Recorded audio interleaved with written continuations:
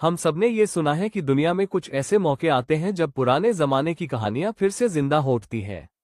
आज की कहानी द लास्ट अवतार एक ऐसी ही दिलचस्प कहानी है जो हमें प्रेरणा देने के साथ साथ सोचने पर भी मजबूर करती है। इस कहानी में हम पढ़ेंगे कि कैसे दुनिया में अराजकता और अंधकार का दौर छाया हुआ है। कहानी की शुरुआत ऐसे समय में होती है जब काली युग का अंधकार अपने चरम पर था। लोग गलत राहों पर चले, स्वार्थ और लालच ने हर दिल पर कब्जा जमाया था।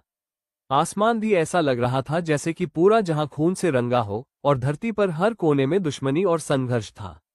इस कथा में हम देखेंगे कि कैसे अंतिम अवतार, जिसे कल्कि अवतार के नाम से जाना जाता है, एक दिन प्रकट होता है। वो सदैव हमारे साथ रहा है, मगर इस समय उसकी जरूरत बेहद महसूस होने लगी थी।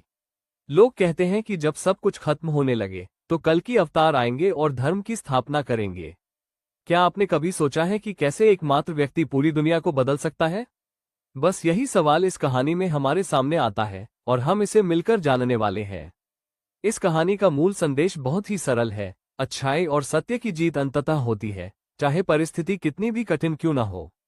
हम ये सब आसानी से समझ सकते हैं क्योंकि इसमें रोजमर्रा के संघर्ष और हमारी जिंदगी की छोटी छोटी खुशियां जुड़ी हुई हैं। हर एक इंसान की जिंदगी में ऐसे मोड़ आते हैं जब उसे फैसला करना पड़ता है कि वो किस राह पर चलेगा। यही युद्ध में भी दिखाई देता है। यहाँ भी धर्म और अधर्म के बीच का संघर्ष है जो हम सभी के अंदर किसी न किसी रूप में मौजूद है। दोस्तों, ये कहानी हमें एहसास कराती है कि चाहे दुनिया कितनी भी अंधेरी हो, हमेशा एक किरण होती है जो सब कुछ बदलने की क्षमता रखती है। चलिए अब हम और गहराई में जाकर जानते हैं कि ये कहानी किस तरह के पौराणिक संदर्भ पर आधारित है और कैसे ये युगों युगों से हमारे साथ रही है।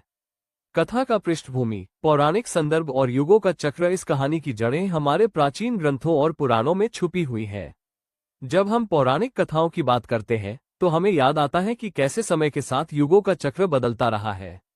हिंदू धर्म में हम पाते हैं कि 4 युगों का एक क्रम है। हर युग अपने आप में विशेष होता है और हर युग में जीवन के किसी न किसी पहलू को उजागर किया जाता है।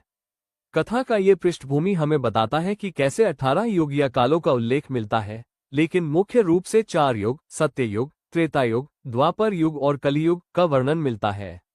आज हम कलियुग के उस अंधकार में दौर में हैं जहां नैतिकता और सदाचार का पतन हुआ है। इसी समय में दिव्य अवतार की आवश्यकता महसूस होती है जो इस अराजकता में सही दिशा प्रदान करे। ये बात हमें स्पष्ट हो जाती है कि हर युग एक नया संदेश लेकर आता है। सत्य युग में सब कुछ सच्चाई और धर्म पर आधारित होता था, लेकिन जैसे जैसे समय बीतता गया मानवीय स्वभाव में परिवर्तन आया और अधर्म ने जोर पकड़ा। यही वो समय था जब कहते हैं कि कल्कि अवतार प्रकट होंगे। पुराणों में बताया